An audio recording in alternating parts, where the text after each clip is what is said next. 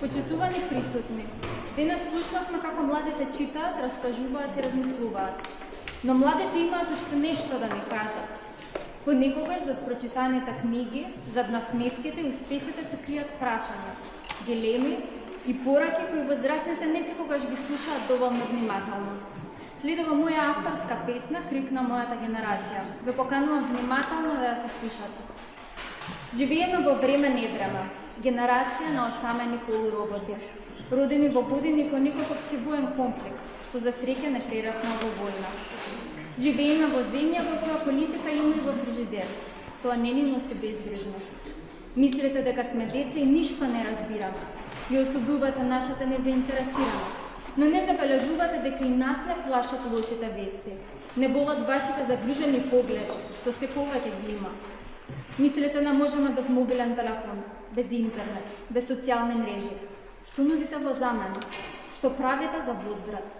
Да, драги наши родители, многу повеќе ни значи вашата топла прегратка од срцето испратена во порака.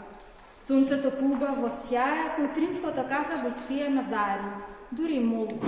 Наместо денот да го започнувате со разменување на пораки со своите колеги и вратоглаво да заминувате на работа. Имате работно време, а работата ја носите дома. Имате дом и семејство на кои заборавате, но не заборавате да објавите фотографии со лажна среќа. Дом. Реков дом, но домот се повеќе личи на автобуска станица.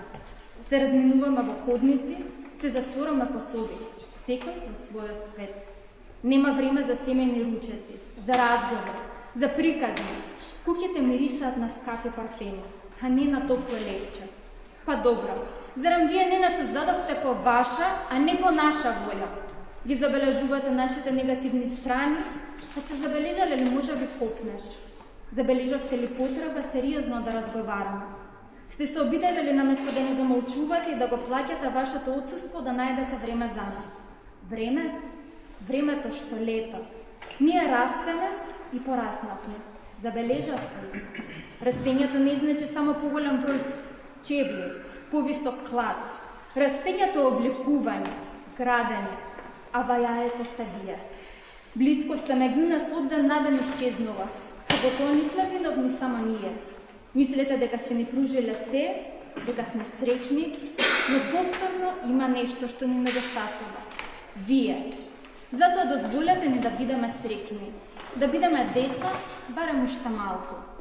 Знам, ке речете дека се што правите, правите за нас. И се што ќе постигнете, ќе ни оставите нам.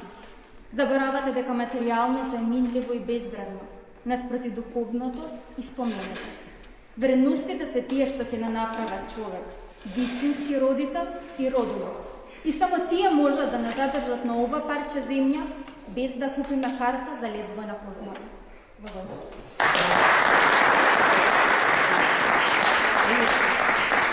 На крај да завршам со тоа што сакам да се заблагодарам на сите вас што денеска дојдовте. Ја прославивме љубовта кон книгата, кон и пишаниот, но и говорниот збор.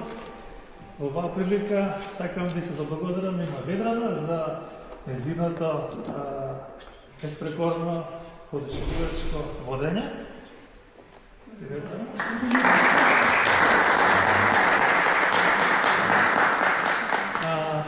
На учесниците им ги честитам нивните нови титули, јуниор амбасадор. Тоа значи дека нивна обврска ќе биде да ја шират љубовта на книгата. Со завршувањето на третиот циклус, еднаш го најавам отворањето на четвртиот. Од Министерството ни дозволија до недоглед да се занимаваме со оваа работа. Така што еве, ќе си имате летоска интересна занимација, во слободно време читајте пред спиењето, е убав начин да се справите со стресот. И мали и големи. Така што книгата нека биде ваш најголем пријател. И благодарам уште еднаш на сите и се гледаме за 365 дена.